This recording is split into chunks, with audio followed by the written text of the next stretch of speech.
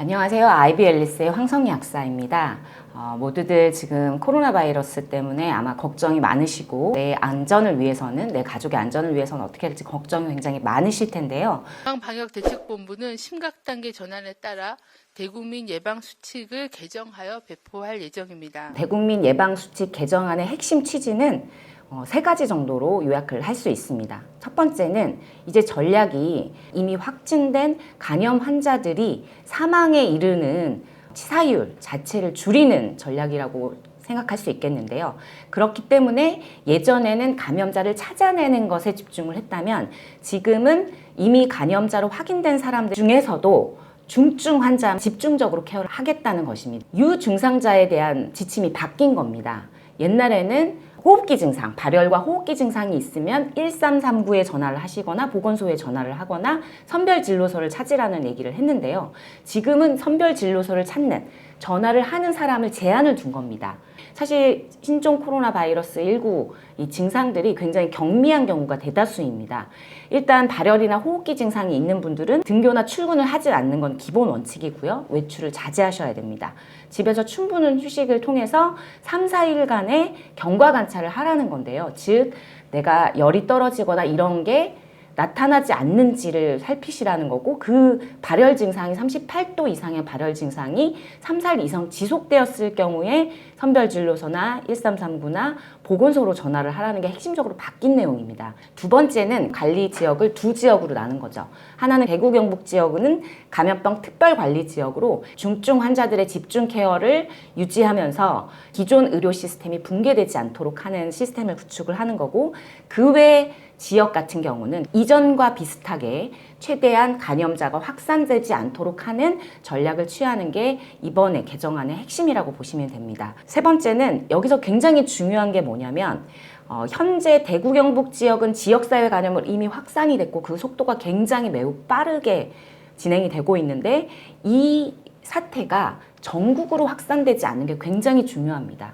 그렇기 때문에 그 지역에 계신 고위험 환자들 같은 경우에, 즉 간염에 굉장히 취약할 수밖에 없는 환자들을 집중 관리하고, 이 사람들이 지역적인 거점에서 이동을 해서 실제 전국으로 퍼지지 않게 하기 위한 전략을 세운 건데요.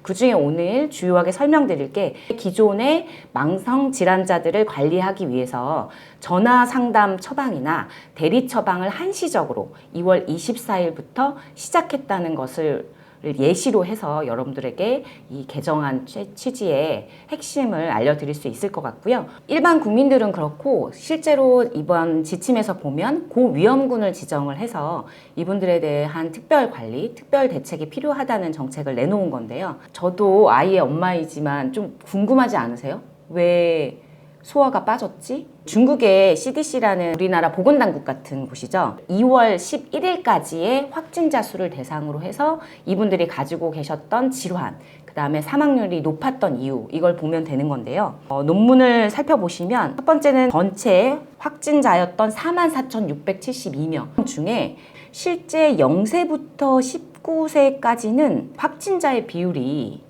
굉장히 적어요. 전체 확진자의 2.1%입니다. 아직까지는 왜 그런지 이유는 알 수 없지만 소아가 감염이 될 확률이 적다는 게 중국의 사례로부터 나타난 거기 때문에 소아에 대한 위험군이 없어진 거예요. 실제로 감염이 됐다고 하더라도 0세부터 19세, 즉 20세 미만에서는 사망률이 실제로 따지면 0.1% 정도밖에 안 되기 때문에 고위험군으로 볼 수 없는 거고요. 사망자가 굉장히 집중했던 사례를 보면은 40세 이상부터 대부분이 나타나기 때문에 고위험군으로 노령자는 그대로 남아있는 셈인 거죠. 중국의 지금 사망률로 이 논문에 따르면 2.3%인데요. 우리가 지금 공포를 느끼는 것보다는 굉장히 적지 않아요? 그래서 제가 안전하다는 얘기를 하고 싶은 것이 아니라 그만큼 이 신종 코로나 바이러스는 확산 속도도 굉장히 높고 많은 사람들에게 감염을 시키는 건 사실이지만 치명적으로 가는 비율은 그만큼 적다는 얘기인 것 뿐이지, 우리가 상당히 뭐 메르스 때의 공포나 아니면 사스 때의 공포와 다르게 내가 이렇게 공포감을 느낀 적이 있었나 이렇게 의아할 정도임에도 불구하고 실제 사망률은 2.3% 정도로 중국에서 나타났어요. 물론 오늘까지의 통계를 보면 그 사망률이 조금 높아져 있긴 하지만 사실은 이거는 중국의 상황, 의료 공백 상황 이런 것들로 인한 사망률 증가이기 때문에 우리나라에서도 대응을 할 때 이게 지역사회 감염으로 이미 갔고 그렇기 때문에 대응하는 지침은 최소한의 중증 환자들이 사망으로 이르지 않도록 집중 케어를 하는 게 굉장히 중요해진 겁니다. 여기서 두 번째 테이블을 함께 보시면은 사망률이 2.3%가 평균이라고 봤을 때 되게 높게 사망률이 잡히는 군이 있어요. 보면은 고혈압 환자, 그 다음에 당뇨 환자, 그 다음에 심혈관계 질환 환자, 그리고 만성 폐질환을 가지고 있는 분과 암 환자가 2.3%에 훨씬 상회하는, 심지어 심혈관계 질환을 가지고 있는 분들은 10.5%입니다. 그러니까 기존 평균보다도 5배 정도 높아지는 거죠. 그렇기 때문에 이런 분들이 감염이 됐을 경우에 가장 위험한 군이 되는 거예요. 내가 꾸준히 치료를 받아야 되는 치약군 같은 경우는 많은 사람이 모이는 장소에는 가지 말라는 겁니다. 가지 마도록 자제하라는 게 아니라 가지 말라는 거고요. 그렇기 때문에 2월 24일부터 시작된 전화 처방 및 대리 처방은 이런 분들은 치료는 계속 받으셔야 되잖아요. 그런데 이 치료를 계속 받을 때 사실 최대한 의료기관과도 접촉을 줄이기 위한 특별 조치라고 생각을 하시면 될 것 같고요. 전화 상담은 환자가 자기가 진료를 받고 싶은 의료기관에 전화를 합니다. 어떤 아픈 상황, 65세 이상 노인인데 만성질환은 가지고 있지 않은 분들 있을 수 있잖아요.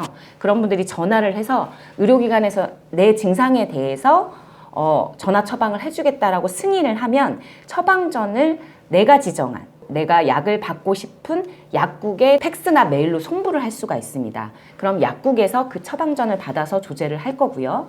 그 환자와 보약 지도를 하거나 전화 통화를 통해서 어떻게 약을 복용하시는지 알 수 있는데 이게 지금 약국은 직접 수령을 하게 되어 있는데요. 저희 제안은 수령 자체를 이런 고위험군이 하지 않도록 하는 게 좋습니다. 왜냐하면 병원이 위험하다면 약국도 환자들이 드나드는 공간이기 때문에 가능한 여기서 가족들의 역할들이 굉장히 핵심인 거죠. 만약에 그런 분들이 전화 처방을 받았다면 수령을 하시는 분들은 되도록 가족분들이 가시는 게 좋을 것 같다는 제안을 먼저 드리고 싶고요. 어쨌든 내가 어떤 증상이 생겼을 때 그거를 방치하라는 게 아니라 이런 분들 적극적으로 의료기관에 전화를 해야 되는데 전화를 해서 증상을 말씀을 하시고 전화 처방이 가능한 한에서는 내가 원하는 약국에 그 처방전을 송부할 수 있고요. 그 송부한 약을 받을 때에도 이 고위험군 환자는 되도록 약국을 방문하시지 말고 대리로 약국에서 약을 받아오실 수 있도록 하는 게 첫 번째 핵심이고요. 두 번째 대리 처방 같은 경우는 어떤 경우냐면 자가격리자, 만성질환자, 노약자, 고위험군 환자로 분류된 사람들은 원래 자기가 늘 같은 질환으로 처방을 받았던 그러니까 당뇨나 고혈압이 있어서 매번 한 달에 한 번씩 두 달에 한 번씩 병원을 가신 분들 같은 경우는 내가 직접 의료기관을 방문하지 않고 가족이 처방을 받을 수 있다는 겁니다. 이것도 역시 만성질환자 고위험군들이 병원을 이용하게 또 하면서 위험에 노출하지 않기 위한 방식이거든요. 그런데 같은 질환에 대해서 계속 진료를 받아 오셨던 분들에 한해서 대리 처방은 가능하고요. 그게 오랜 기간 동안에 처방이 이루어졌어야 됩니다. 그리고 처방을 하는 이제 의사 선생님들이 해당 환자의 의약품은 대리 처방으로 가능하다고 인정한 경우에 한해서는 대리 처방이 가능해요. 그러면 전화 처방하고 대리 처방의 차이가 뭐지? 이런 생각을 하실 수 있을 것 같아요. 전화 처방은 신규 환자도 해당이 되는 경우라고 생각하시면 되고 대리 처방은 원래 꾸준히 약을 받아오셨던 분들이 이용할 수 있는 방식입니다. 차이점은 전화 처방 같은 경우는 진료비의 100% 그리고 원래 자기 본인 부담률이 생기잖아요. 그 부담률을 이제 병원과 협의해서 내게 돼 있습니다. 대리 처방은 내가 아니라 처방전만 발행해 주는 형태이기 때문에 진료비가 50%로 줄어듭니다. 그런 차이가 있다는 걸 아시면 될 것 같고요. 우리가 지금 가지고 있는 공포는 이 신종 코로나 바이러스의 확산 속도가 굉장히 무서울 정도로 공포스럽다는 거예요.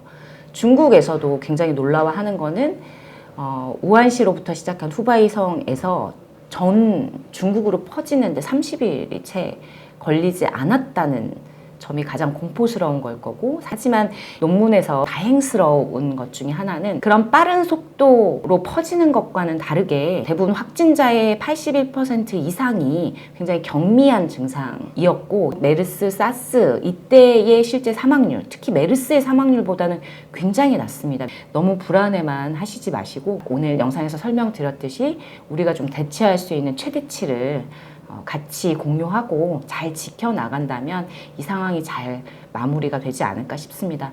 대구 경북 시민 여러분 굉장히 불안하실 텐데 힘내시고 좋은 건강관리 할 수 있도록 우리도 같이 응원을 해드려야 될 것 같습니다. 감사합니다.